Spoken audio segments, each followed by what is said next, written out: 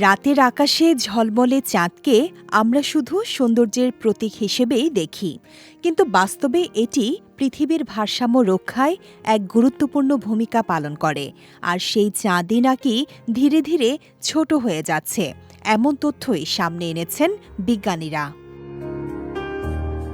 গবেষণা বলছে, চাঁদের ভেতরের অংশ ধীরে ধীরে ঠান্ডা হয়ে আসছে। এই ঠান্ডা হওয়ার ফলে ভেতরে সংকোচন তৈরি হচ্ছে, যার প্রভাব পড়ছে এর পৃষ্ঠে। ফলে সেখানে ভাঁজ তৈরি হচ্ছে, ছোট পাহাড়ের মতো গঠন দেখা যাচ্ছে।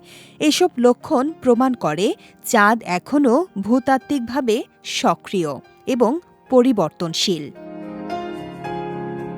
এই প্রক্রিয়া নতুন নয়, কয়েক বিলিয়ন বছর ধরেই এটি চলছে।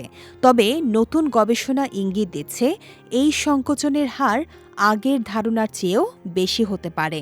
অর্থাৎ চাঁদকে আমরা যতটা স্থির ভাবি, বাস্তবে ততটা নয়। চাঁদ পৃথিবীর জন্য কতটা গুরুত্বপূর্ণ তা আমরা অনেক সময় উপলব্ধি করি না। এটি পৃথিবীর অক্ষের ঢাল স্থিতিশীল রাখে, যার ফলে ঋতুগুলো সঠিকভাবে পরিবর্তিত হয়। পাশাপাশি সমুদ্রের জোয়ার ভাটাও অনেকাংশে চাঁদের উপর নির্ভরশীল। তাই যদি কখনো চাঁদ না থাকে, তাহলে পৃথিবীর জলবায়ু, ঋতু এবং জীবনের স্বাভাবিক ধারায় বড় ধরনের পরিবর্তন আসতে পারে।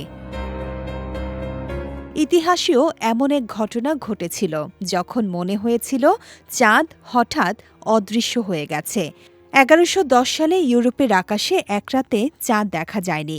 পরে গবেষকরা জানান, আগ্নেয়গিরির অগ্ন্যুৎপাত থেকে তৈরি ধূলিকণার স্তর চাঁদকে আড়াল করেছিল। বিজ্ঞানীরা আশ্বস্ত করছেন, এখনই আতঙ্কের কিছু নেই। চাঁদ হঠাৎ করে হারিয়ে যাবে না। তবে এর ভেতরের এই ধীর পরিবর্তন আমাদের মনে করিয়ে দেয়, মহাবিশ্ব কখনো স্থির নয়। আর এর প্রতিটি পরিবর্তনের সঙ্গে আমাদের অস্তিত্বও গভীরভাবে জড়িয়ে আছে। বিজয় টিভি নিউজ ডেস্ক।